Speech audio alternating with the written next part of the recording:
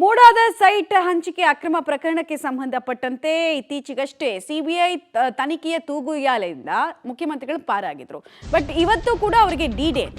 ಕಾರಣ ಸಿಎಂ ಪತ್ನಿ ಪಾರ್ವತಿ ಹಾಗೂ ಆಪ್ತ ಭೈರತಿ ಸುರೇಶ್ ಅವರಿಗೆ ಇಡಿ ಸಮನ್ಸ್ ಕೊಟ್ಟಿತ್ತಲ್ಲ, ವಿಚಾರಣೆಗೆ ಹಾಜರಾಗುವಂತೆ ನೋಟಿಸ್ ಅನ್ನು ಕೊಟ್ಟಿತ್ತಲ್ಲ. ಸೊ ಈ ವಿಚಾರಕ್ಕೆ ಸಂಬಂಧಪಟ್ಟಂತೆ ಇವತ್ತು ಅರ್ಜಿ ವಿಚಾರಣೆಯನ್ನ ಕೈಗೆತ್ತಿಕೊಳ್ಳಲಿದೆ. ಇಡಿ ಸಮನ್ಸ್ ಅನ್ನ ವಜಾ ಮಾಡಿದ್ರೆ ಸಿಎಂ ಸಿದ್ದರಾಮಯ್ಯ ಅವರು ಮತ್ತಷ್ಟು ರಿಲೀಫ್ ಆಗ್ತಾರೆ. ಪತ್ನಿ ಬಳಿಕ ಸಿಎಂಗೂ ಕೂಡ ನೋಟಿಸ್ ಕೊಡೋದಕ್ಕೆ ಇಡಿ ಒಂದ್ ಕಡೆ ತಯಾರಿಯನ್ನ ಮಾಡಿಕೊಂಡಿದೆ. ಅವರ ವಕೀಲರು ಕೂಡ, ಇಡಿ ಪರ ವಕೀಲರು ಕೂಡ ಅನೇಕ ವಿಚಾರಗಳನ್ನು ಕೋರ್ಟ್ ಗಮನಕ್ಕೆ ತರುವಂತಹ ಪ್ರಯತ್ನವನ್ನು ಮಾಡ್ತಾ ಇದ್ದಾರೆ. ಇದೆಲ್ಲದರ ಬೆನ್ನಲ್ಲೇ ಈ ಅರ್ಜಿಯ ಭವಿಷ್ಯ ಏನಾಗುತ್ತೆ ಅನ್ನೋದು ಕುತೂಹಲಕ್ಕೆ ಕಾರಣ ಆಗುತ್ತೆ. ಇಲ್ಲೂ ಕೂಡ ರಿಲ್ಯಾಕ್ಸೇಷನ್ ಸಿಕ್ಬಿಡುತ್ತಾ ಅಂತ. ತುರ್ತಾಗಿ ವಿಚಾರಣೆಗೆ ಹಾಜರಾಗದಂತೆ ಒಂದು ವಿನಾಯಿತಿಯನ್ನಂತೂ ತಾತ್ಕಾಲಿಕವಾಗಿ ಕೊಡಲಾಗಿದೆ. ಯಾಕಂದರೆ ಲೀಗಲ್ ಪ್ರೊಟೆಕ್ಷನ್ ಅವ್ರಿಗೆ ಸಿಕ್ಕಿದೆ.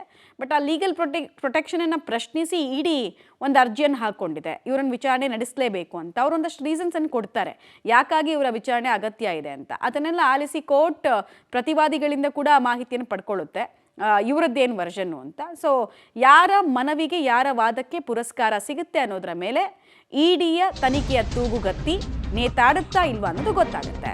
ಈಗಾಗಲೇ ನಾವು ಹೇಳ್ತಾ ಇದ್ದ ಹಾಗೆ ಸಿಬಿಐ ತನಿಖೆಯಿಂದ, ಸಿಬಿಐ ಕುಣಿಕೆಯಿಂದ ಸಿಎಂ ಬಚಾವಾಗಿದ್ದಾರೆ.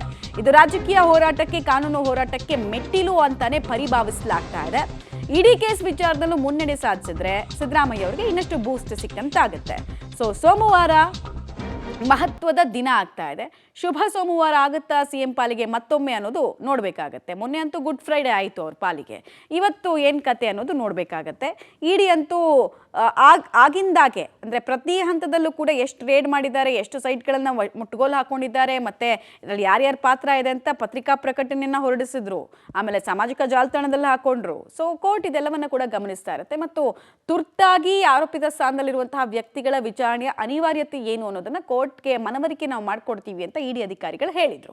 ಸೊ ಅದರಂತೆ ಇವತ್ತು ಏನೇನಾಗುತ್ತೆ, ಪ್ರೊಸೀಜರ್ಸ್ ಯಾವ್ಯಾವ ರೀತಿ ಆಗುತ್ತೆ ಅನ್ನೋದನ್ನ ನೋಡಬೇಕಾಗತ್ತೆ.